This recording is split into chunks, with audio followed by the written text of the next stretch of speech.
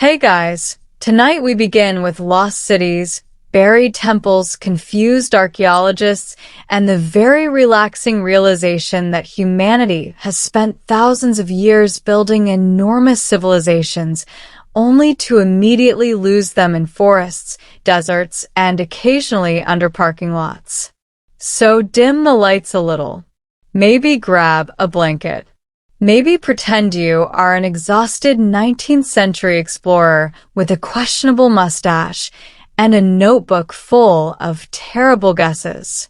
Tonight, we're drifting slowly through the world's greatest undiscovered archaeological sites. Places that may still be hidden beneath vines, sand, mountains, oceans, and layers of human overconfidence. And honestly, archaeology is perfect bedtime material because it's mostly slow walking, careful brushing, long arguments about pottery, and people spending 30 years trying to identify one mysterious wall. Occasionally, somebody discovers an entire forgotten kingdom, but usually it's just fragments of bowls and one deeply emotional historian whispering, "This changes everything," about a staircase. So settle in. Relax. And let's begin deep in the rainforest, where entire cities vanished beneath the trees while humanity collectively forgot they existed. For a very long time, European explorers liked to imagine jungles as empty places. Vast green voids full of snakes, humidity, and regrettable decisions. The assumption was that complex civilization could not really thrive there, which turned out to be an incredibly confident thing to say about environments they barely understood. Because, of course, hidden under many of these forests were enormous urban worlds. The Maya knew this very well. For centuries, the Maya built vast cities across parts of modern-day Mexico, Guatemala, Belize, Honduras, and El Salvador. They constructed pyramids, observatories, roads, palaces, reservoirs, and ceremonial centers with astonishing sophistication. They tracked astronomy with frightening accuracy. They developed writing systems. They created complex calendars. They also had the deeply relatable habit of constantly fighting each other. And then, over time, many of these cities were abandoned. Not all at once. Not in one dramatic collapse. History is usually much messier than that. Cities declined gradually. Political systems fractured. Droughts likely played a role. Trade routes shifted. Kings lost authority. Forests slowly swallowed stone. Nature is patient like that. And today, even after generations of excavation, archaeologists are increasingly convinced that we have only found a fraction of the ancient Maya world, especially in the dense jungles of Guatemala. Modern technology has changed everything here. For decades, archaeologists hacked through vegetation with machetes, sweating through shirts and trying not to step on anything venomous. It was exhausting work. Romantic in paintings, miserable in reality. Then came LiDAR.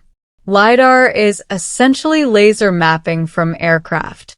It allows researchers to digitally strip away vegetation and reveal shapes hidden beneath the forest canopy. And when archaeologists began using it over Maya regions, the results were almost absurd.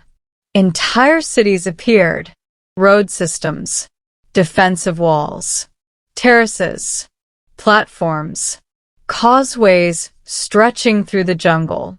Massive urban networks hidden beneath trees that modern people walked over for centuries without noticing, which is honestly very human.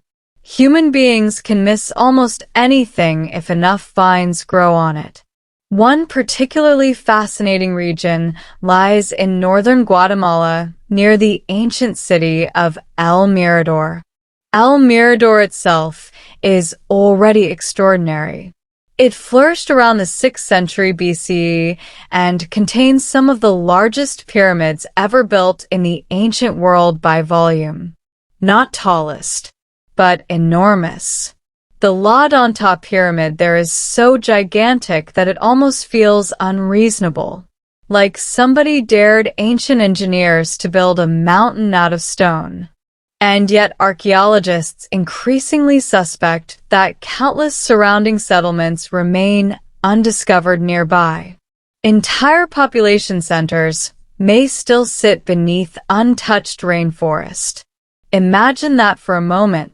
At this very second, hidden under layers of roots and soil, there may be plazas where merchants traded jade jewelry 2,000 years ago.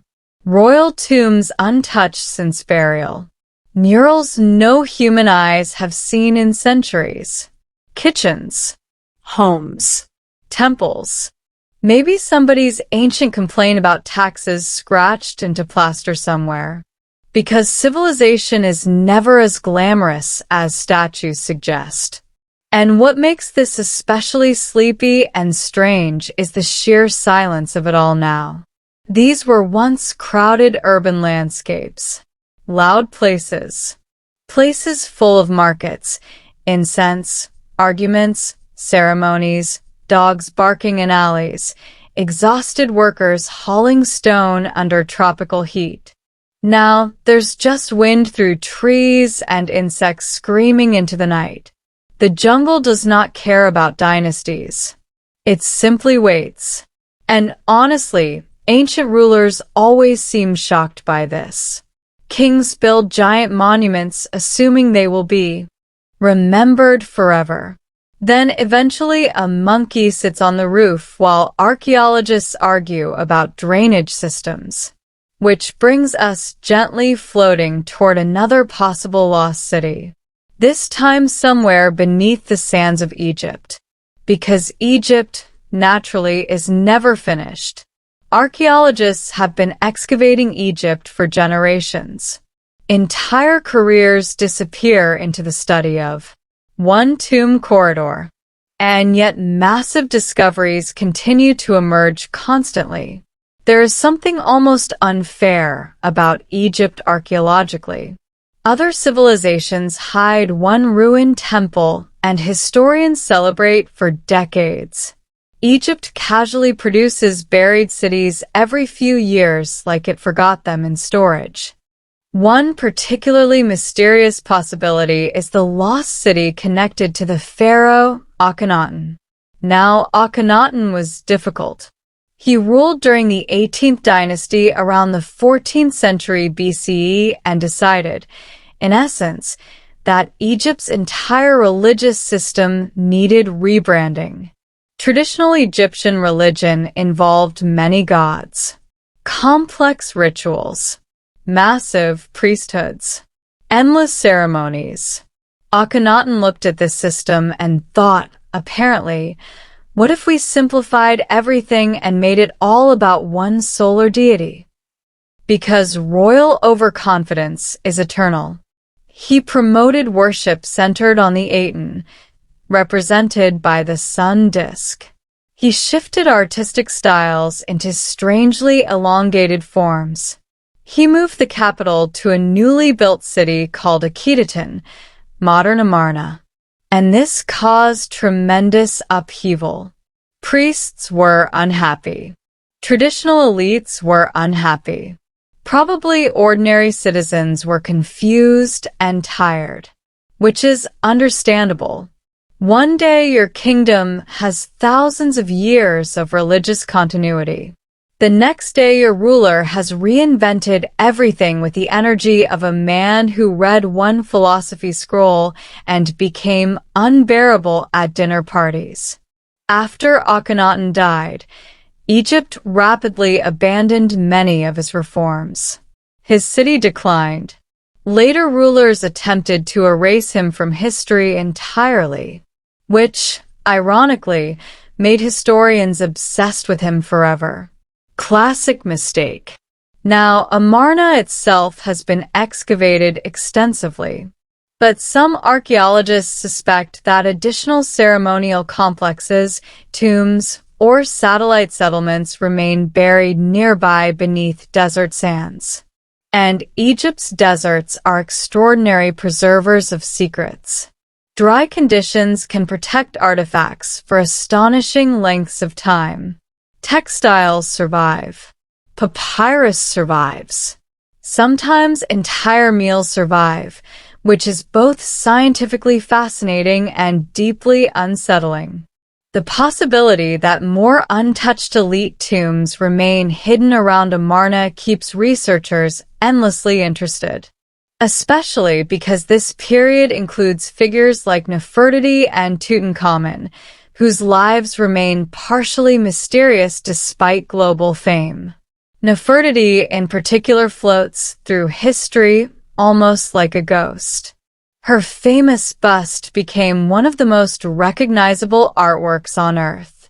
Yet historians still debate basic details about her later life and burial. Did she rule independently for a time? Was she hidden under another royal identity? Where is her tomb? Nobody fully knows. And archaeology thrives on that uncertainty. It is a discipline powered almost entirely by people saying, well, maybe. Maybe the burial chamber lies behind another wall. Maybe the structure extends beneath the sand. Maybe this broken inscription changes everything. Sometimes it does. And sometimes archaeologists spend 20 years excavating what turns out to be ancient garbage disposal systems, which, to be fair, also tells us a lot about civilization. Now, let's drift away from deserts for a moment and move toward one of the most legendary undiscovered places on Earth. A city people have searched for with obsessive determination for centuries. El Dorado. Of course, the mythical golden city of South America became one of history's greatest obsessions. European explorers arrived hearing stories of rulers covered in gold dust, sacred lakes filled with treasure, and wealthy kingdoms hidden deep in the interior. Naturally, this inspired immediate chaos. Expeditions marched into jungles and mountains with catastrophic optimism. Men hauled armor through tropical forests. Horses died. Supplies vanished. People got lost constantly. Entire groups disappeared into wilderness because apparently no one in the 16th century believed in pacing themselves. The truth behind El Dorado is more complicated. The original legend likely emerged from rituals among the Muisca people in present-day Colombia. One ceremony supposedly involved a ruler covering himself in gold dust before offerings were cast into Lake Guatavita. Spanish listeners heard this and responded in the calm, measured way Europeans usually handled rumors of gold, by losing their minds completely. Soon the story evolved into vast hidden cities overflowing with treasure. And interestingly, some archaeologists believe there may indeed be major undiscovered urban centers still hidden within Amazonian regions. Not golden fantasy capitals exactly, but real complex settlements. For years, scholars assumed the Amazon could not support dense civilization. Again, humans love underestimating environments they do not understand. But evidence increasingly suggests that large populations once thrived there. Researchers have discovered earthworks, road systems, managed forests, artificial soils, and settlement networks across parts of the Amazon basin. Some areas contain geometric structures visible from the air. Others reveal signs of extensive landscape engineering. The rainforest itself may partially be a human-created environment shaped over centuries, which is incredible. The Amazon is not merely wilderness untouched by humanity. In some regions, it may be the long afterimage of forgotten civilizations. And honestly, that feels wonderfully haunting in a sleepy way. Beneath endless green canopy, there may still be plazas, canals, temples, and villages waiting quietly under roots and mud while parrots scream overhead and archaeologists stare nervously at satellite imagery.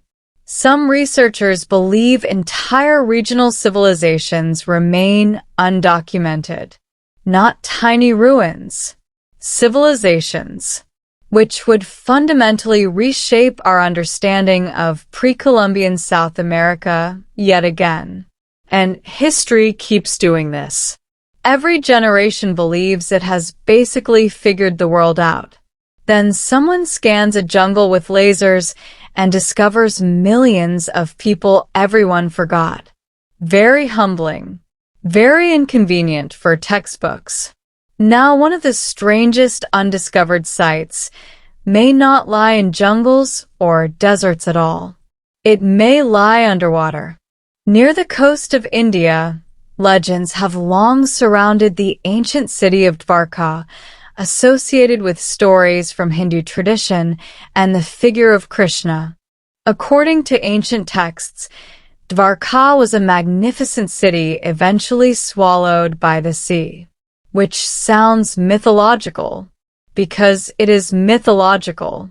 But mythology occasionally overlaps with real geography in fascinating ways. Marine archaeology near the Gulf of Khumbat and off the coast of Gujarat has revealed submerged structures, artifacts, and evidence of ancient habitation. Interpretations remain controversial. Dating is debated intensely. Archaeologists argue constantly because of course they do. But the possibility of larger submerged urban remains continues to intrigue researchers. And underwater archaeology is wonderfully eerie. Visibility is low. Everything moves slowly. Ancient walls emerge through drifting sediment like dreams. Fish glide through collapsed structures where humans once lived ordinary lives. Somebody may have complained about neighbors there 3,000 years ago. Now octopuses live in the windows. Civilization is temporary. Marine life is forever. And underwater ruins especially remind us how fragile cities truly are. Sea levels shift. Earthquakes happen. Coastlines move. Ports vanish beneath waves while future historians desperately try to understand what happened. Sometimes entire populations relocate and leave surprisingly little trace behind, which brings us softly toward another enduring mystery. A place many people know by name, but which still hides enormous secrets beneath its surface. The Valley of the Kings. Because apparently Egypt was not content with one layer of archaeological obsession. The Valley of the Kings served as the burial site for pharaohs and elite nobles during Egypt's New Kingdom period. Tomb after tomb has emerged there across centuries of excavation. Yet archaeologists increasingly suspect more chambers remain hidden. Possibly many more. Ground-penetrating radar has identified anomalies beneath the earth. Unexplored voids may exist behind walls.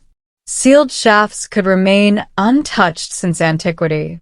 The most famous modern discovery there was, of course, the tomb of Tutankhamun in 1922 by Howard Carter. And even that tomb was relatively small by royal standards. Tutankhamun himself became world-famous largely because grave robbers failed to completely empty his burial. A rare stroke of archaeological luck. Most royal tombs were plundered long ago. Gold vanished. Coffins were dismantled, mummies disturbed. Ancient thieves were surprisingly efficient, but Tutankhamun's tomb survived enough to stun the modern world. Golden shrines, Jewelry. chariots, furniture, sandals, tiny details of royal life frozen in time. And ever since then, archaeologists have quietly wondered what else remains hidden nearby. Because if one nearly intact tomb survived unnoticed for millennia, others might too. Perhaps smaller, perhaps damaged, perhaps belonging to lesser royals history barely remembers. Or perhaps somebody truly extraordinary still waits beneath the rock. And that thought keeps archaeologists awake at night in the most academic way possible. Not excitement, exactly. More a sort of exhausted hope. Like someone muttering, maybe there's another corridor, while brushing dirt at 3 a.m. And honestly, archaeology is deeply built around patience. Years of patience. Decades sometimes. Entire careers spent uncovering one site centimeter by centimeter, which makes it strangely calming. No rushing, no dramatic music, just dust, notebooks, broken pottery, and the endless quiet persistence of people trying to speak with the dead through fragments. And tonight, we've only just begun, because somewhere beneath forests, deserts, mountains, and oceans, entire chapters of human history still sleep quietly in the dark. And in part 2, we'll drift toward buried Chinese emperors, vanished African kingdoms, mysterious ruins hidden in the Andes, and one ancient site that may still be guarded by thousands of silent terracotta soldiers patiently waiting underground. So now that we've wandered through jungles, deserts, and submerged cities, let's continue floating gently across the planet toward another category of undiscovered archaeological wonder, the extremely paranoid tomb. Because if there is one thing ancient rulers loved almost as much as power, it was elaborate burial arrangements. Kings and emperors spent unbelievable amounts of energy preparing for death. Entire economies occasionally revolved around constructing giant monuments to one anxious royal individual who absolutely refused to be forgotten. And honestly, it rarely worked. Most emperors are now remembered mainly by exhausted students memorizing dates against their will. But some rulers left behind mysteries so enormous that archaeologists are still circling them carefully thousands of years later. Which brings us to China. Specifically, to the tomb of China's first emperor, Qin Shi Huang. Now, Qin Shi Huang was a fascinating man if your hobbies include absolute power, giant construction projects, and catastrophic levels of overconfidence. He unified China in the 3rd century BCE after the brutal Warring States period. This was an astonishing achievement. He standardized weights, measures, currency, and writing systems. He connected defensive walls that later contributed to the Great Wall tradition. He centralized authority. He also became deeply obsessed with immortality. Naturally, ancient rulers almost never handled mortality well. Give somebody unlimited authority, and eventually they start demanding magical solutions to basic biology. Qin Shi Huang sent expeditions searching for immortality elixirs. He consulted mystics. He consumed strange substances that probably made his situation dramatically worse. Some historians suspect mercury poisoning contributed to his death, which is deeply ironic considering he was trying very hard not to die. And while pursuing eternal life, he also prepared for eternal death. His burial complex near modern Xi'an became one of the greatest archaeological sites on Earth. In 1974, farmers digging a well accidentally uncovered fragments of terracotta figures. Archaeologists arrived and discovered something extraordinary. Thousands of life-sized terracotta soldiers. An entire underground army. Each face slightly unique. Infantry, cavalry, archers, officers. Horses. Chariots. Military formations frozen beneath the earth for over 2,000 years. It remains one of the most astonishing discoveries in archaeology. And yet here's the remarkable part. The central tomb itself remains unopened, still sealed, still waiting. Archaeologists know approximately where it lies beneath a large burial mound. Ancient historical texts describe rivers of mercury flowing through a vast underground palace representing the empire. Modern soil analysis has detected unusually high mercury concentrations in the area, which is either fascinating confirmation or the world's least relaxing chemistry experiment. The Chinese government and archaeologists have largely avoided opening the tomb because current technology may not adequately preserve whatever exists inside. Ancient artifacts can deteriorate rapidly once exposed to air and light. Paint fades almost immediately. Organic materials collapse. This happened tragically with parts of the terracotta army itself. Bright pigments vanish soon after excavation because oxygen reached surfaces sealed for centuries. So now the emperor waits underground, still hidden, still protected by caution, science, and perhaps a little historical nervousness. And honestly, there's something strangely respectful about that. For once humanity encountered a giant mysterious tomb and collectively decided not to smash directly into it immediately. Personal growth. Though naturally speculation continues endlessly. What lies inside? Treasures? Documents? Traps? Entire chambers untouched since antiquity. Maybe the most intimidatingly elaborate burial suite in human history. Or perhaps simply silence and dust and the quiet remains of one ruler who spent his entire life trying to control eternity. And there's something sleepy about imagining that sealed underground world. Motionless corridors beneath layers of earth while modern cities hum above them completely unaware. Somewhere below the soil rests an emperor who once commanded millions. Now tourists buy refrigerator magnets nearby. History is humbling like that. Now, let's drift westward for a while toward another region full of buried mysteries. Ancient Nubia. Because when people discuss ancient civilizations, Nubia often gets treated like the overlooked sibling at a family gathering. Egypt receives endless documentaries. Greece receives dramatic films. Rome receives approximately 14 billion podcasts. Meanwhile, Nubia quietly existed nearby, being historically important the entire time. The Kingdom of Kush, centered in regions of modern Sudan, developed powerful states connected to trade, warfare, gold production, and cultural exchange with Egypt and Inner Africa.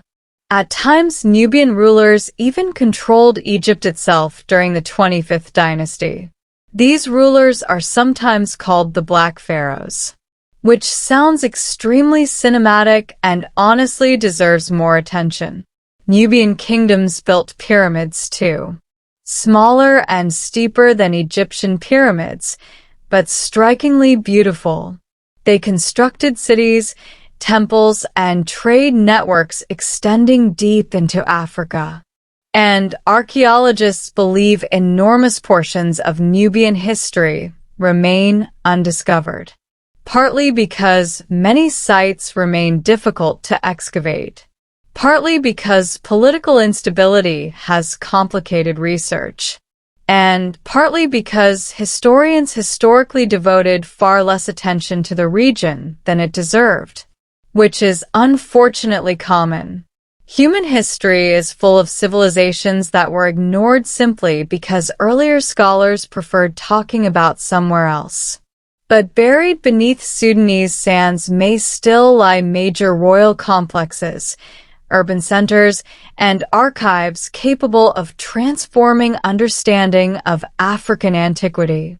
The ancient city of Meroe especially remains deeply intriguing. Meroe became a major center of Kushite civilization for centuries. Iron production flourished there. Trade routes connected Africa to the Mediterranean and beyond.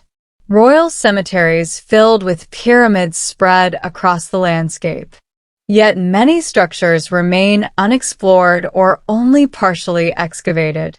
And there's something wonderfully quiet about desert archaeology in Sudan. Vast open spaces. Wind moving across dunes. Crumbling pyramids standing under enormous skies, while archaeologists carefully catalog fragments in brutal heat. It feels very far away from modern urgency. No notifications. No traffic. Just stone and sand and forgotten dynasties. And occasionally a camel looking judgmental, which camels do naturally. Now, speaking of remote places hiding enormous mysteries, let's slowly climb toward the Andes Mountains of South America, because mountains are excellent at concealing civilizations. The Inca Empire remains one of the most remarkable states in pre-Columbian history. Roads stretch thousands of miles through difficult terrain. Administrative systems connected distant regions. Stonework reached extraordinary precision. And then the Spanish arrived bringing disease, warfare, political manipulation, horses, steel, and catastrophic levels of greed. The empire collapsed rapidly under combined pressures, though resistance continued for years. But throughout this upheaval, stories spread about hidden cities and lost refuges deep in the mountains. The most famous is Vilcabamba, the final stronghold of the Neo-Inca state after Spanish conquest began. Archaeologists eventually identified likely locations associated with it. But many researchers suspect additional settlements remain hidden throughout cloud forests and mountain valleys. One legendary possibility is the lost city of Paititi. Paititi supposedly lies somewhere east of the Andes, hidden deep within jungle regions of Peru or Brazil. Stories describe a wealthy settlement connected to Inca refugees or earlier civilizations. Naturally, explorers became obsessed. And by obsessed, I mean wandering into extremely dangerous terrain with maps that basically said, somewhere over there probably. Over the centuries, countless expeditions searched for Paititi. Some vanished entirely. Others returned with confusing stories, insect bites, and approximately 12 opinions about moss. But the intriguing thing is that genuinely significant archaeological discoveries continue emerging in Andean and Amazonian transition zones. Remote sensing technology keeps revealing terraces, roads, ceremonial sites, and settlements in places long considered inaccessible, which means the idea of major undiscovered sites is no longer fantasy at all. It's increasingly plausible. And honestly, humans are remarkably good at losing cities. You would think giant stone settlements on mountainsides would remain obvious forever. But give nature enough rain and enough centuries, and suddenly entire civilizations fade into green silence. Machu Picchu survived partly because Spanish conquerors never found it. Hidden among peaks and cloud forest, it quietly endured while empires rose and fell elsewhere. And there may still be other sites waiting similarly unnoticed. Somewhere under vines, perhaps staircases still climb mountain ridges where Inca officials once walked carrying quipu records. Maybe ceremonial plazas still sit untouched beneath layers of vegetation while mist drifts through trees overhead. Very peaceful, very damp, probably full of mosquitoes. Because history is never quite as glamorous as paintings suggest. Now from mountains, let's glide gently toward another enduring archaeological mystery. The lost tomb of Alexander the Great. Of course, Alexander remains one of history's most exhausting overachievers. By age 30, he had conquered enormous territories stretching from Greece through Egypt and into parts of India. He founded cities everywhere. He transformed political structures across continents. He also drank heavily, made impulsive decisions, and maintained the energy of someone who genuinely believed sleep was optional. Then he died suddenly in Babylon in 323 BCE at only 32 years old.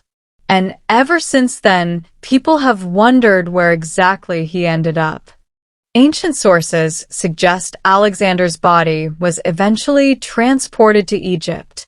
His tomb reportedly became a famous site visited by major historical figures including Julius Caesar and Augustus. Then somehow it vanished, which feels impossible for one of the most famous individuals in world history.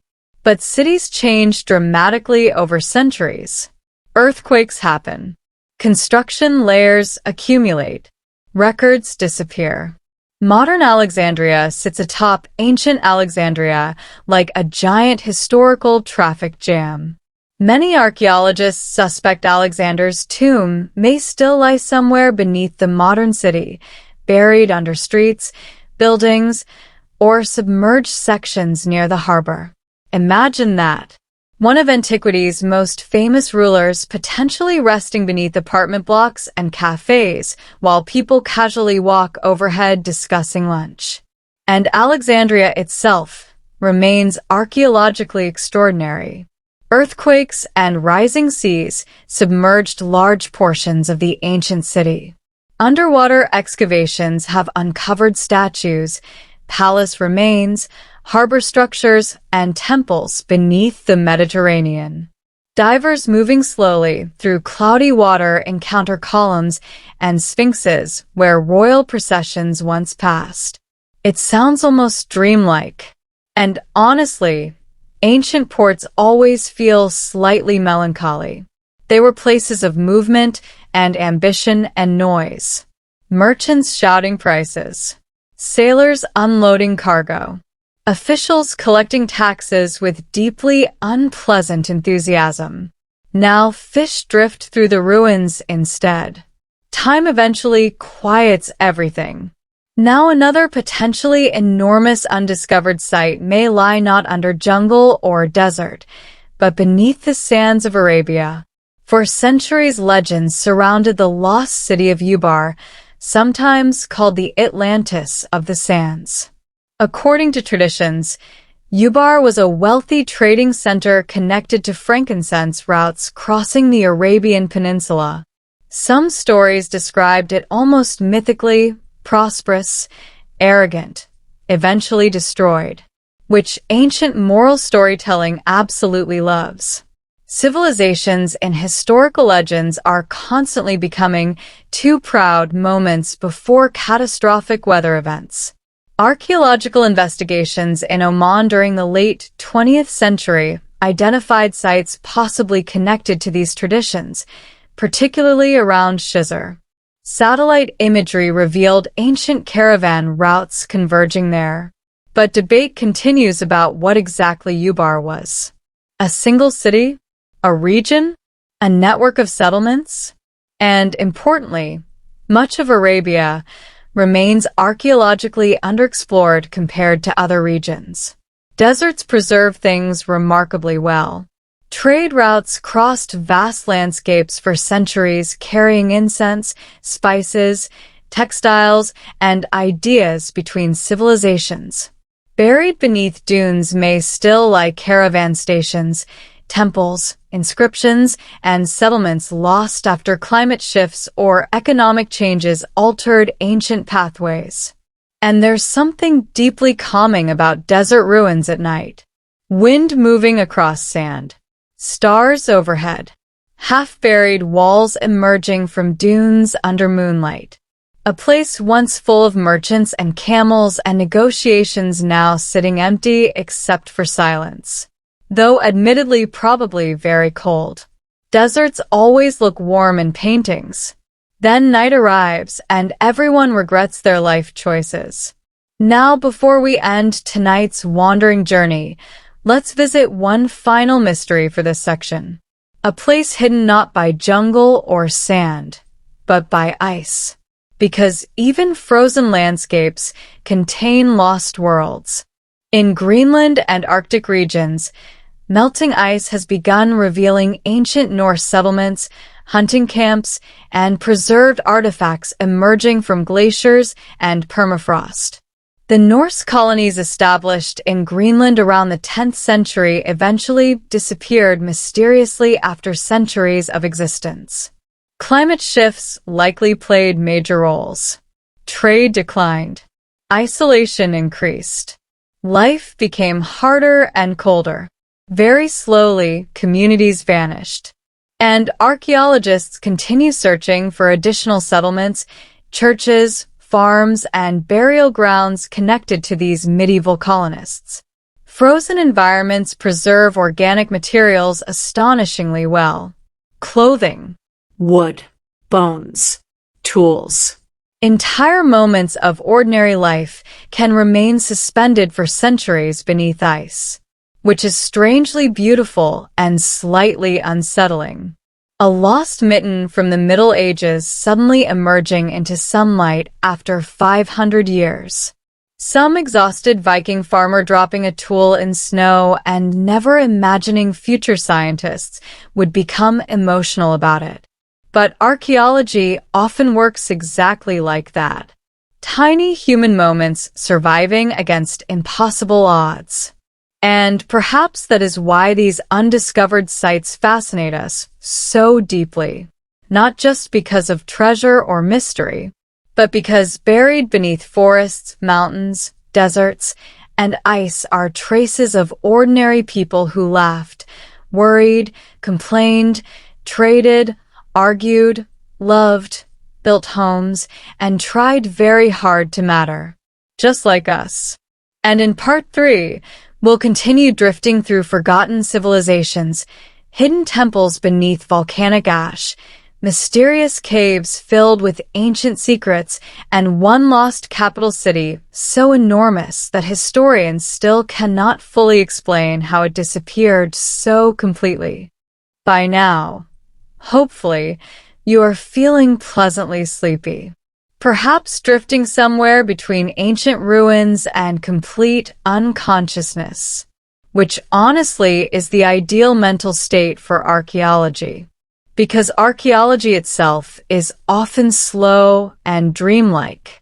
People spend years brushing dirt away from stones while arguing softly about ceramics. Entire careers disappear into the analysis of one staircase. Someone finds a bead, everyone becomes emotional, and then a conference panel lasts 6 hours longer than necessary. Human civilization is built on tiny fragments and extremely determined nerds. And tonight we continue our gentle wandering through the world's greatest undiscovered archaeological sites. Places still hidden under ash, forest, caves, and layers of historical confusion. So, let's glide quietly towards Central America for another vanished city. A place so mysterious that for centuries people argued whether it even existed.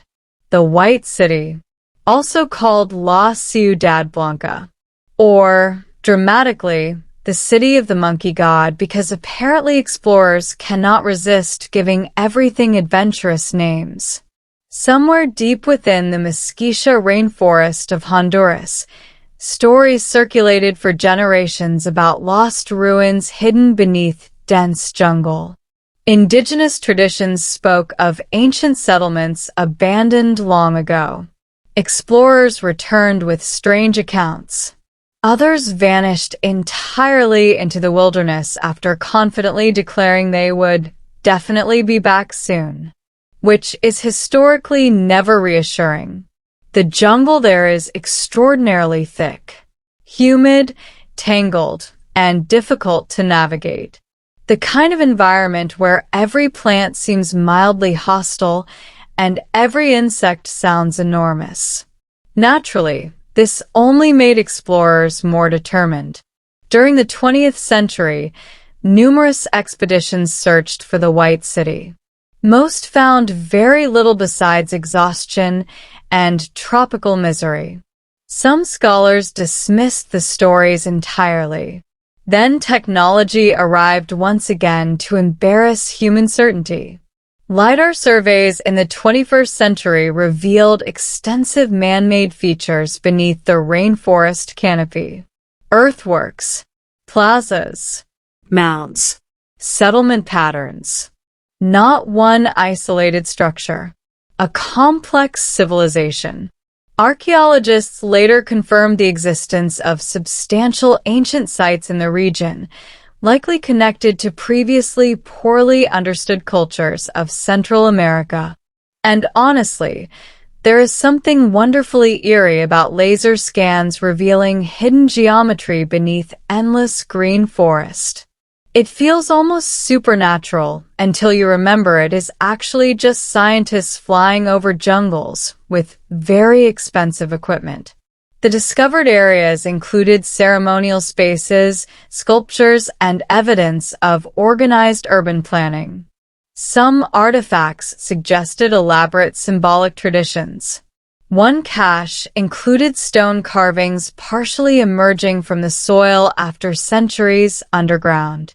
And yet enormous portions remain unexplored. The rainforest still guards countless secrets there. Researchers move carefully because excavation itself can damage fragile environments and sites.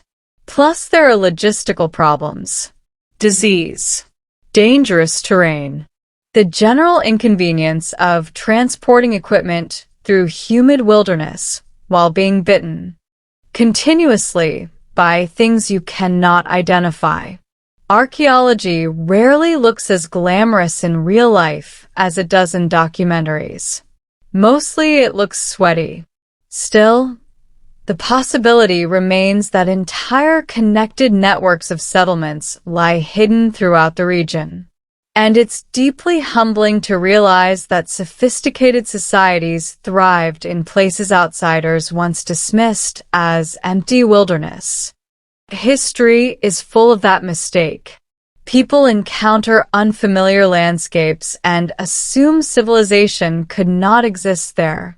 Then eventually they discover roads, monuments, irrigation systems, and trade networks hidden under centuries of vegetation.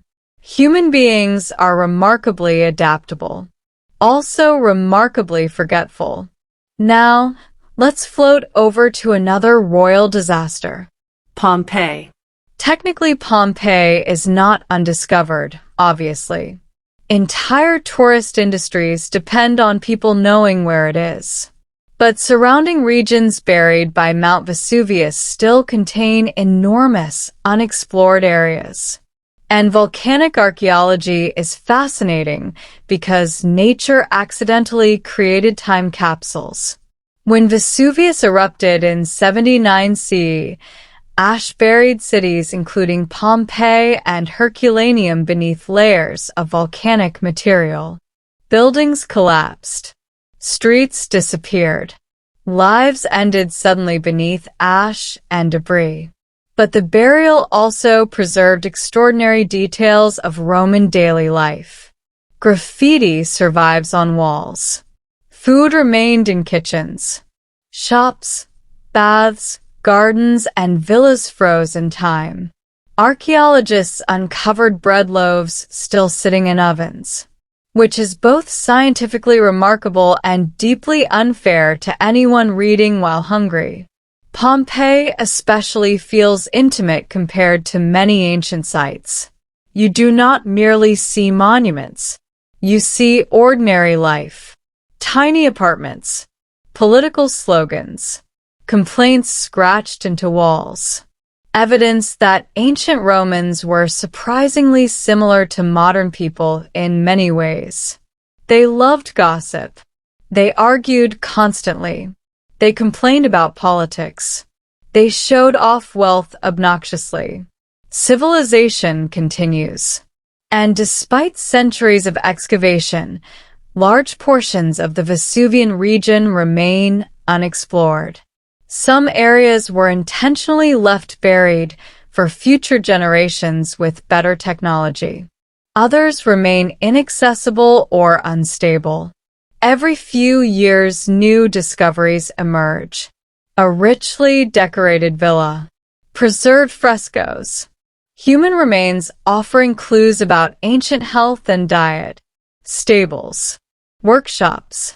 One recent discovery revealed a ceremonial chariot so ornate that archaeologists practically vibrated with excitement, which for archaeologists means speaking slightly faster than usual.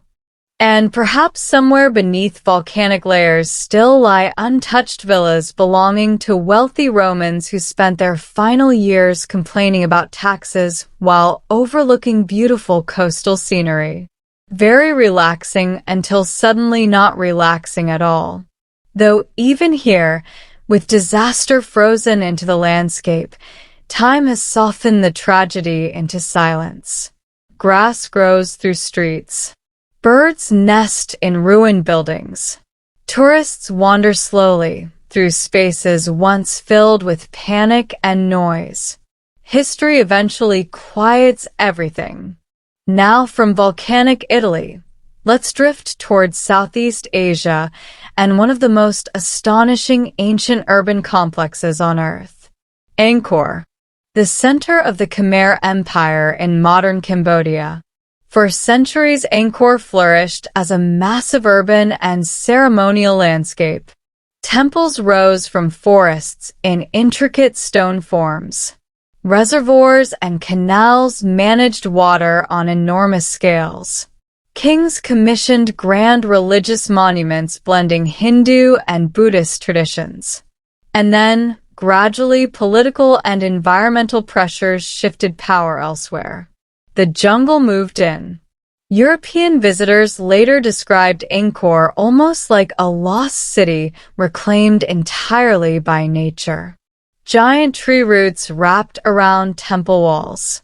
Towers emerged through dense vegetation. Monkeys wandered across collapsed galleries while explorers attempted to look heroic despite severe humidity. Classic colonial archaeology imagery. But modern research has revealed something even more remarkable. Angkor was far larger than previously imagined. LiDAR mapping exposed extensive urban systems surrounding the famous temples. Roads, canals, residential zones, and infrastructure spread across huge areas beneath forest cover. The civilization there engineered landscapes on staggering scales. And archaeologists suspect many additional structures remain hidden. Some may simply be buried under sediment and vegetation. Others may exist farther from the famous temple zones entirely.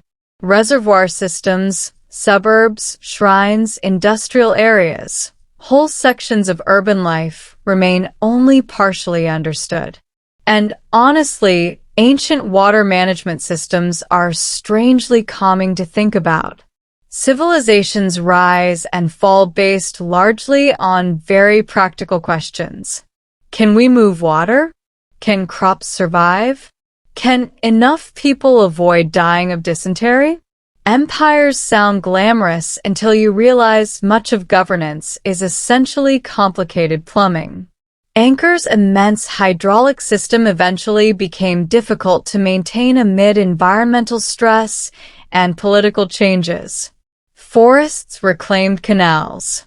Structures decayed. Yet stone temples endured beneath vines and roots. There's something almost poetic about that balance between nature and architecture. Trees slowly folding themselves around human ambition. Now, let's move gently northward into Turkey. Because underneath modern cities there are sometimes other cities, which feels slightly excessive architecturally, but humanity loves layering civilizations on top of one another. One of the most astonishing examples is Derinkuyu, the underground city in Cappadocia. Discovered accidentally in the 20th century after a man knocked down a wall in his basement, which is honestly one of the greatest archaeological accidents ever. Derinkuyu revealed an enormous subterranean complex extending deep underground. Multiple levels, storage rooms, churches, ventilation shafts, living quarters, space for thousands of people. And the truly remarkable thing is that there may be many more underground settlements throughout the region still undiscovered or only partially mapped. Soft volcanic rock in Cappadocia allowed ancient inhabitants to carve extensive tunnel systems. Communities used these underground spaces for refuge during invasions and periods of instability. Imagine entire populations disappearing beneath the earth when danger approached. Very practical, very claustrophobic. I personally would last approximately 4 minutes underground before emotionally requiring sunlight. But ancient people were often far more adaptable than modern humans. They tolerated conditions we would describe today as absolutely not. And underground archaeology carries a uniquely strange atmosphere. Narrow corridors, Cool air. silence pressing against stone walls, spaces untouched for centuries except by dust and darkness. Sometimes archaeologists discover hidden chambers sealed long ago for reasons nobody fully understands. Maybe protection, maybe ritual. Maybe somebody simply forgot where the door was. Human administration has never been flawless. Now, speaking of forgotten places, let's drift softly toward Africa again, specifically to the ruins of Great Zimbabwe. For many years, colonial writers refused to believe local African societies could have constructed such monumental stone architecture. So naturally, they invented increasingly absurd alternative theories. Phoenicians did it. Foreigners did it. Mysterious outsiders did it. Anyone except the actual local civilization, apparently. Which tells you much more about colonial attitudes than archaeology. In reality, Great Zimbabwe was built by ancestors of the Shona people between roughly the 11th and 15th centuries. It served as the center of a powerful trading state connected to regional and international commerce. Massive stone walls rose without mortar. Towers and enclosures spread across the landscape. Trade goods linked the city to networks reaching the Indian Ocean. And researchers believe surrounding settlements and associated sites remain insufficiently explored. Some structures remain hidden beneath vegetation or soil. Others were damaged by earlier treasure hunters and careless excavations. Archaeology during colonial periods often involved deeply unfortunate levels of destruction. People used dynamite because apparently subtlety was unavailable. Modern archaeology tries very hard not to repeat this energy. And Great Zimbabwe today carries a quiet dignity. Stone walls curve across hillsides beneath open skies. The site feels spacious and calm, almost meditative. A reminder that sophisticated urban civilizations flourished across Africa long before Europeans arrived pretending to discover things. History is constantly correcting old arrogance. Now, let's slowly move toward another lost capital city. One that became so famous in medieval imagination that people described it almost like a dream. The Mongol capital of Karakorum. During the 13th century, the Mongol Empire expanded with terrifying speed under Genghis Khan and his successors. At its height, it became the largest contiguous land empire in history, which is an exhausting sentence to contemplate. Horsemen crossed continents. Trade routes expanded. Diplomats, merchants, and travelers moved between distant worlds. And at the center stood Karakorum. Visitors described a cosmopolitan city filled with artisans, traders, religious diversity, and royal compounds. Not merely a military camp, but an imperial capital connecting Eurasia. Then over time, the city declined. Successive rulers shifted priorities elsewhere. Buildings decayed. Materials were reused. Grasslands slowly reclaimed the landscape. For centuries, uncertainty surrounded its precise remains. Modern archaeology identified important locations associated with Karakorum in Mongolia, including monastery complexes built later atop older ruins. But researchers believe substantial portions remain undiscovered or poorly understood beneath surrounding terrain. And steppe archaeology has its own unique mood. Wide open skies. Wind crossing endless grasslands. Ruins barely rising from earth while horses move quietly in the distance. Empires once issued commands from these landscapes that reshaped continents. Now, there's mostly silence. History does this repeatedly. Power feels eternal while it exists. Then, eventually, sheep wander across palace foundations. Very grounding. And before we finish tonight's slow wandering, let's visit one final mystery hidden beneath layers of earth and myth. A place many believe may still exist somewhere in the deserts of Iraq. The lost libraries and palaces of Babylon. Babylon itself is well known, of course. One of the great cities of Mesopotamian civilization, associated with immense walls, monumental architecture, royal courts, and the famous hanging gardens, assuming those existed exactly as later writers described them. Ancient Mesopotamia gave humanity writing, legal systems, urban administration, and probably the earliest bureaucrats exhausting everyone around them. Clay tablets recorded trade, taxes, agriculture, astronomy, literature. Civilization became paperwork astonishingly quickly. Yet despite extensive excavations, much of ancient Babylon remains unexplored or inaccessible due to modern development, political instability, groundwater issues, and the immense complexity of layered occupation. And archaeologists suspect countless tablets still remain buried.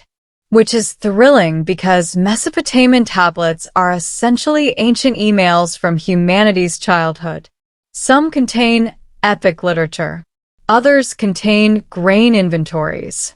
Somebody 4,000 years ago carefully recorded sheep transactions while future historians prayed to uncover philosophical wisdom. And honestly, both are valuable. Ordinary life matters too.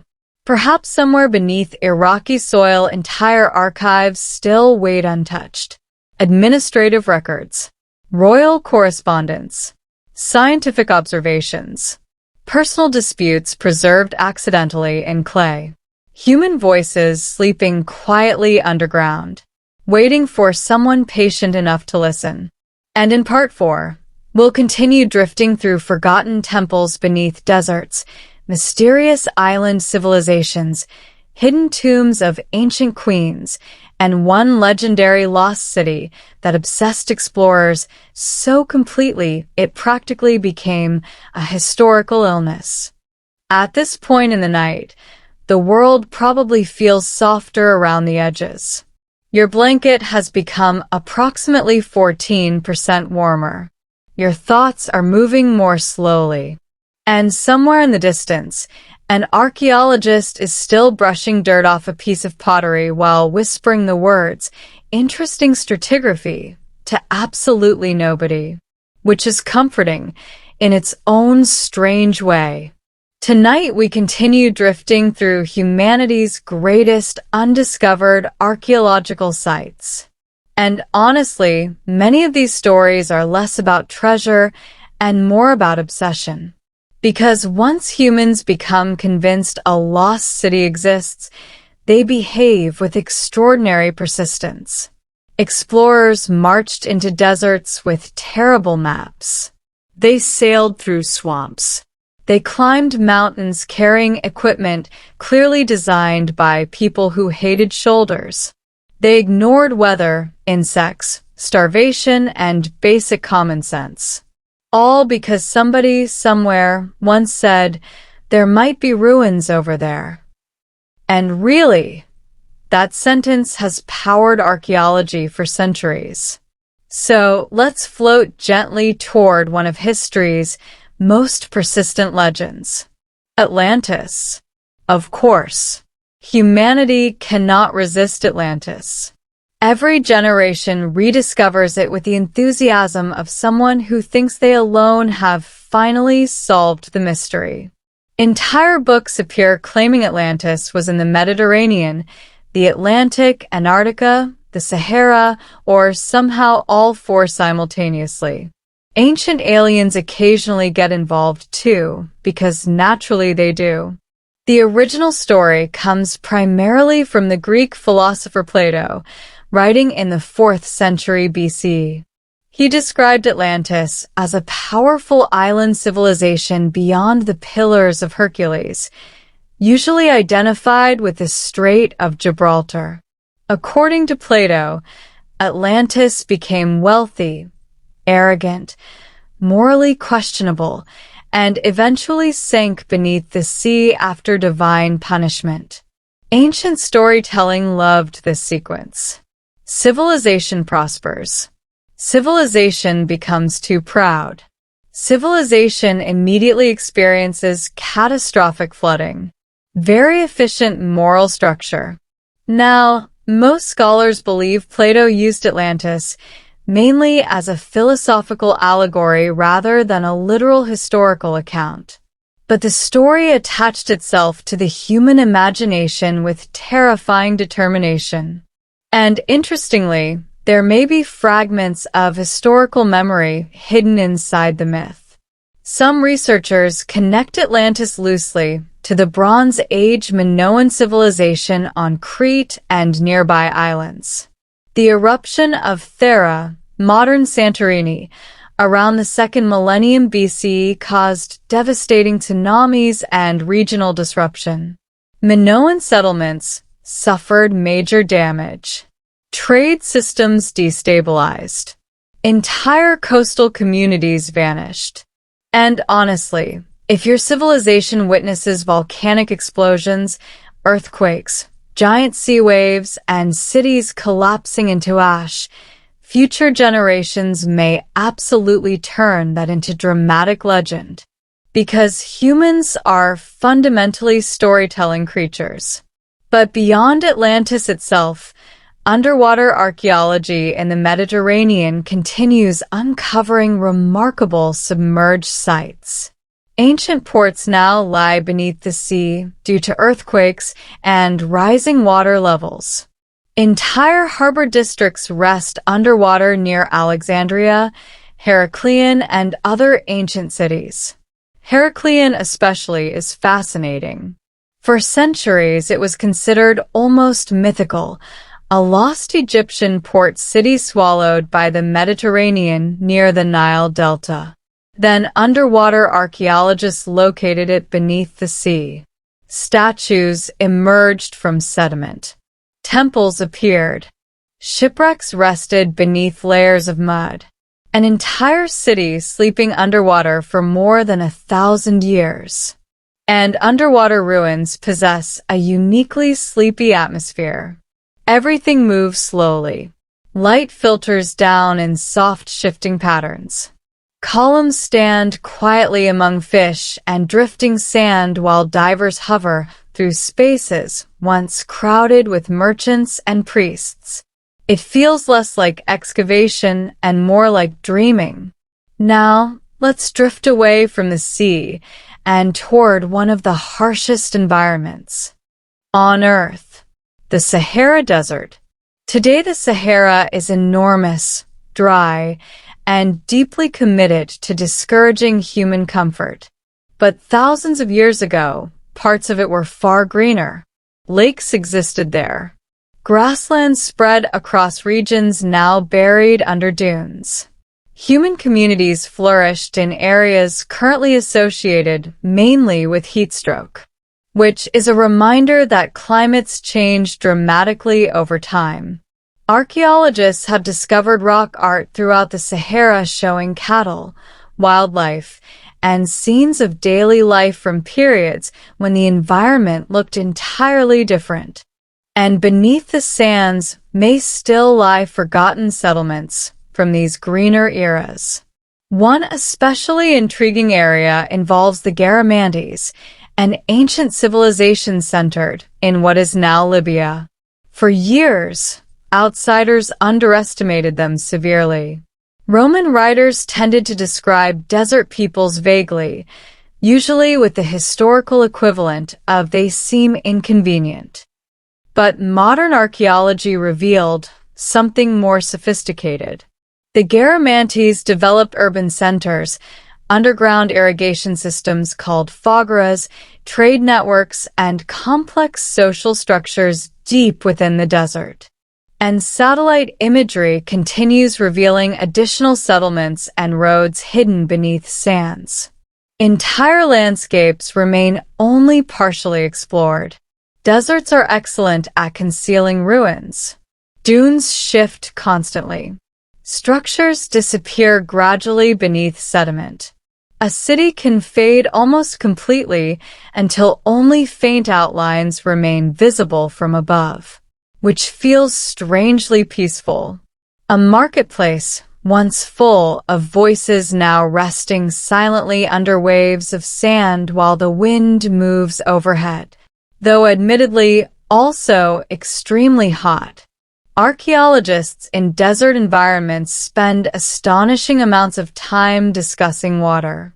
Understandably, entire civilizations depended on it.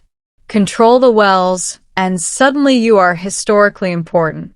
Fail to manage water, and everyone relocates very quickly.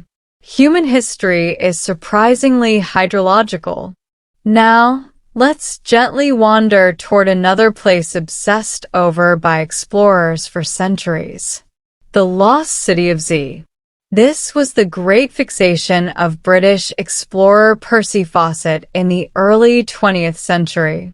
Fawcett believed an advanced ancient civilization once existed deep within the Amazon rainforest. He became convinced large ruined cities remained hidden there waiting to be discovered. Many contemporaries dismissed him completely, which is always dangerous historically because reality loves embarrassing certainty. In 1925, Fawcett disappeared during an expedition into Brazil along with his son and another companion. They vanished. No confirmed trace was ever found. Naturally, this transformed the entire story into legend. People became obsessed not only with the lost city, but with the explorer searching for it. Numerous rescue expeditions followed. Some also disappeared or suffered catastrophically because apparently humanity collectively decided jungles were ideal places for poor decision-making. But here's the fascinating part. Modern archaeology increasingly suggests Fawcett may have been partially right. As we discussed earlier, extensive evidence now points toward large organized societies existing across parts of the Amazon basin before European contact. Earthworks, managed forests, population centers, engineered landscapes. Not necessarily glittering stone metropolises exactly, like Victorian explorers imagined, but substantial civilizations nonetheless. Which means somewhere beneath rainforest canopy, there may still be undiscovered settlements connected to these ancient cultures. And honestly, the Amazon remains one of the few places on Earth where enormous archaeological surprises still feel genuinely possible. The forest is vast, dense, difficult. You could walk near ruins and never realize they existed beneath vegetation. Very humbling for modern humans who assume satellites have solved everything. Nature still hides things remarkably well. Now, let's float over to Easter Island, or Rapa Nui, which is the island's indigenous name. Most people know it for the Moai statues, those enormous stone heads staring across the landscape with exhausted expressions that honestly feel increasingly relatable. But the statues are only part of the story. Rapa Nui civilization developed in extreme isolation in the Pacific Ocean.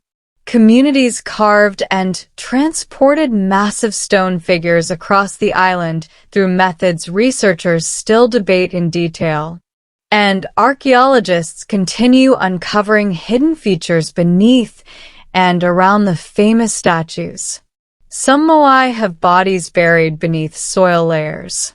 Ceremonial platforms contain additional structures. Underground features and habitation zones remain only partially explored. And interestingly, recent studies suggest the island's history is more complex than older collapse narratives implied. For years, people described Rapa Nui almost entirely as a cautionary tale of ecological self-destruction. Islanders supposedly cut down every tree recklessly and collapsed into chaos. Reality appears more nuanced. Because history usually is. Environmental pressures certainly mattered, but European diseases, slave raids, and colonial disruption devastated the population later as well. Human societies are rarely ruined by one simple mistake. Usually, it's multiple disasters arriving together like deeply unpleasant guests. And archaeology on remote islands feels uniquely lonely. The Pacific stretches endlessly in every direction. Wind moves across volcanic slopes. Stone statues stand silently overlooking the ocean while seabirds circle overhead. A civilization once thrived there against extraordinary odds, and portions of its story still remain buried. Now from islands, let's drift quietly toward caves.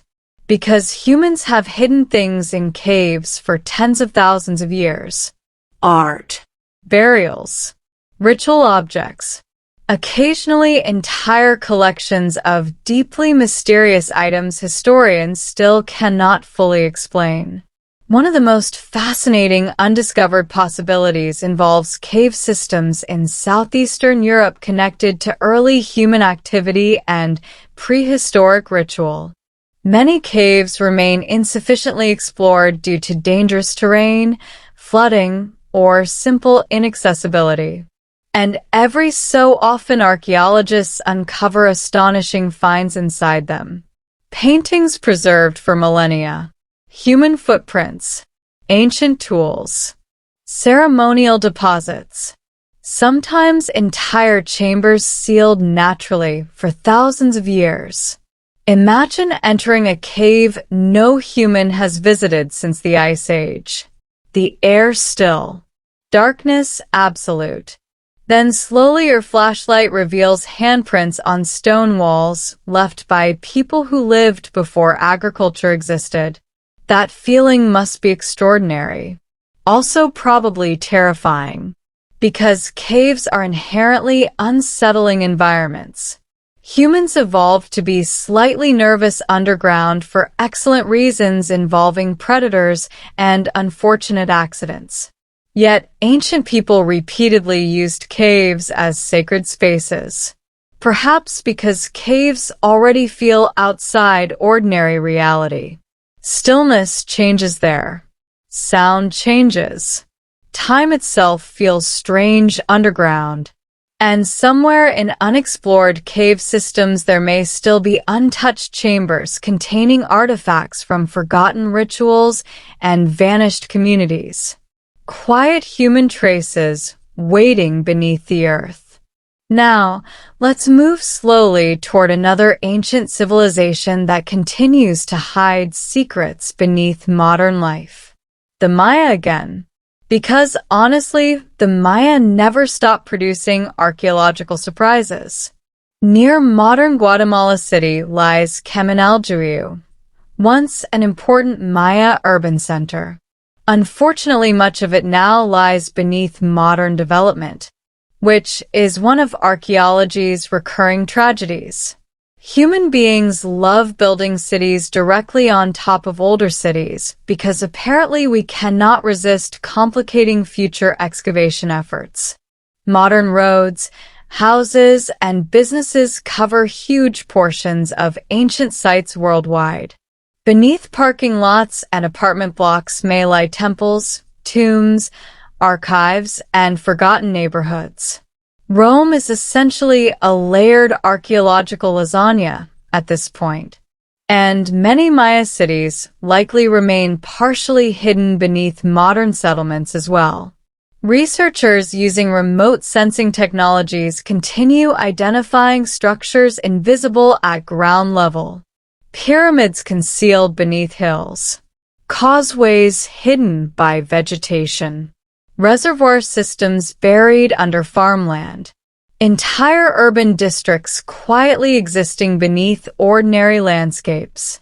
Which means countless people today may unknowingly live above ancient ceremonial spaces. A grocery store standing where priests once performed rituals. A bus stop over a buried palace. Human continuity is very strange when you think about it too long. Now, before we drift toward the end of tonight's journey, let's visit one final mystery. A place many historians suspect exists, but which nobody has definitively identified. The lost tomb of Cleopatra. Cleopatra VII, the final active ruler of the Ptolemaic Kingdom of Egypt, remains one of history's most famous women. Politician, diplomat, linguist, survivor of brutal dynastic politics, also endlessly misrepresented by later storytelling. Hollywood usually transforms her into pure seduction and eyeliner while quietly ignoring that she was an exceptionally capable ruler navigating catastrophic geopolitical chaos. After her defeat alongside Mark Antony against Octavian, the future Augustus, ancient sources suggest the pair were buried together. But their tomb has never been conclusively found. Many researchers suspect it may lie near Alexandria or at the temple complex of Taposiris Magna west of the city. Excavations there have uncovered intriguing evidence including tunnels, coins, statues, and elite burials. Yet the central mystery remains unresolved. And honestly, lost tombs possess enormous psychological power over humanity. People imagine sealed chambers untouched for centuries. Gold, scrolls, artifacts frozen in time. But more than treasure, such discoveries promise connection. A direct physical link to figures who otherwise exist mostly in texts and imagination. Somewhere beneath Egyptian soil, perhaps Cleopatra still rests quietly in darkness, while modern historians argue endlessly above ground. Which feels appropriate somehow. Ancient rulers spent lifetimes managing politics. Now they manage documentaries instead. And in part 5, we'll continue wandering through buried kingdoms, forgotten temples beneath the ocean, mysterious ruins hidden in China's mountains, and one ancient civilization so advanced that historians still argue nervously about how much we may have completely misunderstood it. At this stage of the night, the brain begins doing strange little things. Historical names blur together softly. Ancient emperors become sleepy roommates in your imagination. Somewhere a forgotten king is still demanding a larger tomb while you drift closer to sleep, which feels appropriate, because history itself is full of people trying very hard to avoid being forgotten. And yet eventually almost everyone becomes either a broken statue, a paragraph in a textbook, or a mildly dramatic documentary narrated by someone with suspiciously intense eyebrows. Tonight we continue our long, slow wandering through the world's greatest undiscovered archaeological sites. And now we arrive at one of humanity's favorite activities: building things in places that are extremely inconvenient. Mountains, remote islands, dense forests, high cliffs, deserts where every day feels like the sun personally dislikes you. Ancient civilizations consistently looked at hostile terrain and said, yes, perfect place for a ceremonial complex. So, let's drift gently toward the mountains of western China, because hidden among valleys, deserts, and high plateaus are archaeological mysteries so enormous that many remain barely understood even now.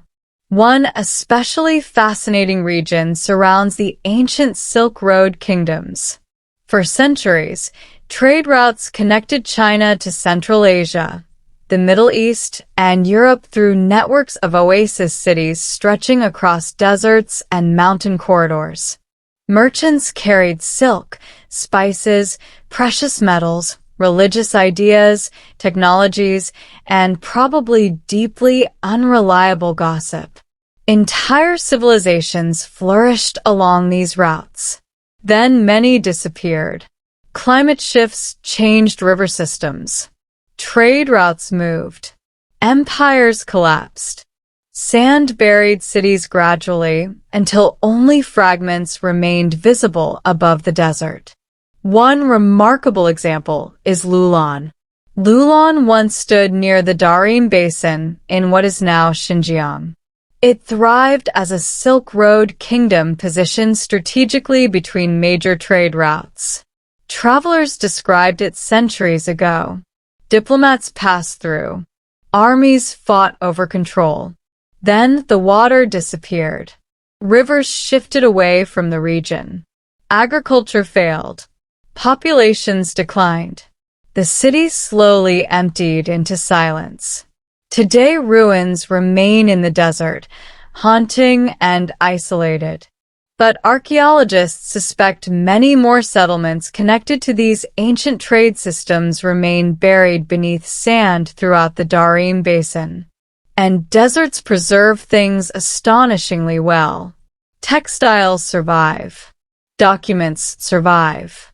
Even human bodies sometimes survive naturally mummified by dry conditions. The Darim mummies especially fascinated researchers because of their remarkable preservation.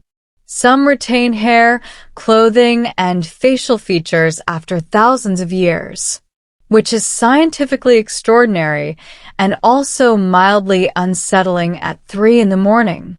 You look into the face of someone who lived nearly 4,000 years ago, and suddenly history feels alarmingly immediate.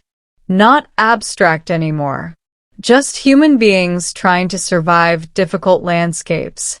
And somewhere beneath those desert sands there may still be untouched archives, temples, and caravan stations waiting quietly in the dark.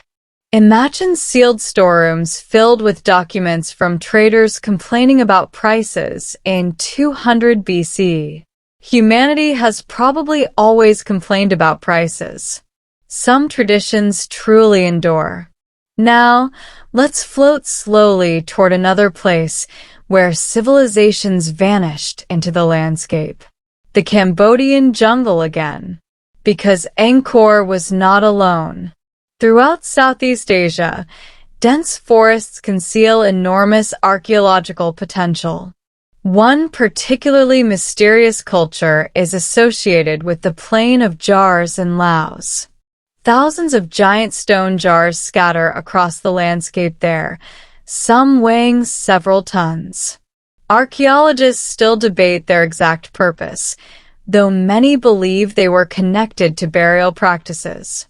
And honestly, giant unexplained stone containers appearing across hillsides is exactly the kind of thing ancient humans would create while refusing to leave clear instructions.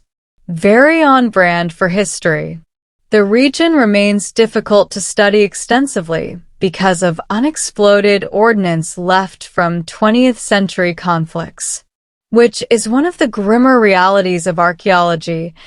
Modern wars often damage ancient history long before researchers can properly understand it. Still, surveys continue identifying additional sites, settlements, and burial landscapes connected to ancient populations in the region, which humans always do. People hear successful trade network and immediately imagine hidden treasure chambers. Very few imagine accountants, though historically, accountants usually mattered more. Now, let's float toward another extraordinary mystery hidden beneath volcanic landscapes. The ancient city beneath Lake Atitlan in Guatemala. Lake Atitlan itself is beautiful in the deeply intimidating way volcanic lakes often are. Mountains surround blue water. Villages cling to hillsides. Everything looks peaceful while sitting atop catastrophic geological history. Under the lake lies Samabaj, sometimes called the Mayan Atlantis. Rising water levels submerged the site long ago. Divers later identified plazas, staircases, altars, and structures beneath the surface. And researchers suspect additional submerged settlements may exist nearby. Water levels in lakes can shift significantly over centuries. Earthquakes alter landscapes. Volcanic activity reshapes terrain. Entire communities sometimes vanish underwater gradually enough that memory turns into myth. And underwater archaeology in lakes feels even quieter than marine excavation somehow. No crashing waves. Just still water above drowned stone. Fish moving through temple foundations. Ceremonial spaces resting beneath volcanic silence. There is something strangely peaceful about submerged ruins. Human ambition softened by water and time until only shapes remain. Now, let's move gently toward one of the most mysterious archaeological landscapes in Europe. The Doggerland region beneath the North Sea. Thousands of years ago, during lower sea levels after the Ice Age, Britain was connected physically to mainland Europe by a vast landscape called Doggerland. People hunted there, camped there, Lived entire lives there. Then rising seas gradually submerged the region. Today the remains lie beneath the North Sea, buried under sediment and water. Fishing trawlers occasionally pull up prehistoric bones, tools, and artifacts from the seabed. Archaeologists using sonar mapping and underwater surveys continue reconstructing this lost landscape. And honestly, submerged prehistoric worlds feel uniquely haunting because they remind us how dramatically geography changes. Places once full of rivers, forests, and human communities now lie underwater beneath shipping lanes and cold gray waves. Entire generations forgotten because coastlines moved. Somewhere beneath the North Sea may still rest ancient campsites where families gathered around fires while mammoths wandered nearby. Now there are oil rigs overhead. Humanity adapts strangely. Now, let's drift slowly toward the Andes once more, because high mountains hide secrets exceptionally well.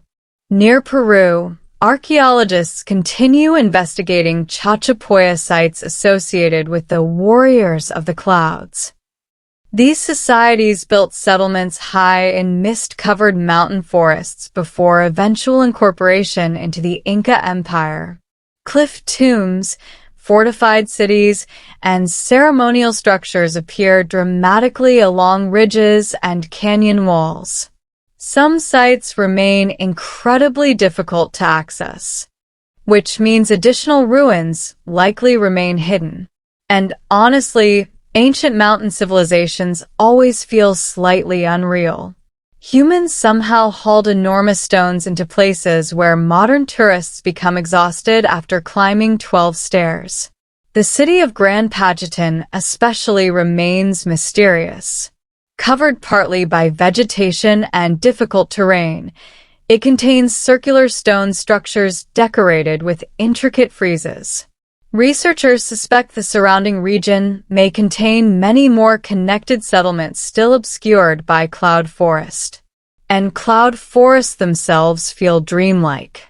Mist drifting through trees. Silence broken only by birds and distant water. Ruins appearing suddenly through vegetation before vanishing again into fog. Perfect conditions for losing civilizations. Very inconvenient for archaeology. Now, let's softly transition toward another place where history may still sleep beneath ordinary ground. The ancient city beneath modern Naples. Because Italians, very understandably, have spent thousands of years building directly on top of previous civilizations. Greek settlements became Roman settlements, became medieval cities, became modern cities. Layers upon layers of human occupation accumulated underground. Beneath Naples lie tunnels, aqueducts, catacombs, buried roads, and ancient structures extending through the subsurface, like a historical maze. And archaeologists believe large portions remain unexplored. Construction projects occasionally uncover theaters, temples, mosaics, or entire rooms hidden beneath modern apartments. Imagine discovering an ancient Roman corridor under your basement while trying to fix plumbing, which probably happens in Italy often enough that people barely react anymore. Oh, look! Another empire. Very casual relationship with antiquity. And buried urban archaeology carries a special atmosphere. Ancient walls sitting quietly beneath living cities. Subway vibrations overhead while untouched chambers remain sealed below. History literally underneath daily life. Which is strangely comforting. Human civilization is not separate from the past. It rests directly on top of it, usually while arguing about rent prices. Now, before we end tonight's wandering, let's visit one final undiscovered possibility. A place hidden perhaps not by geography, but by misunderstanding. Göbekli Tepe in modern Turkey already transformed archaeology after its discovery revealed monumental ritual structures dating back over 11,000 years. Older than Stonehenge. Older than the pyramids. Built by hunter-gatherer communities before traditional agriculture fully developed, which completely disrupted earlier assumptions about how civilization evolved. Apparently, humans were organizing massive ceremonial projects before settling permanently into farming societies. Because history enjoys surprising us. And many researchers suspect additional related sites remain buried across the surrounding region. Entire ritual landscapes may still lie hidden beneath hills. If true, our understanding of early human society could change dramatically again, which is one of the most beautiful things about archaeology. The story is never finished. Every buried wall, hidden tomb, forgotten city, or submerged village reminds us that humanity remembers only fragments of itself. Most lives vanish quietly. Most cities fade. But sometimes, beneath jungle roots or desert sands or layers of volcanic ash, something survives long enough to whisper back across time. And in part 6, we'll continue our sleepy journey through forgotten island kingdoms, hidden pyramids beneath forests, mysterious royal burials, and one ancient civilization whose disappearance remains so baffling that historians are still arguing about it thousands of years later.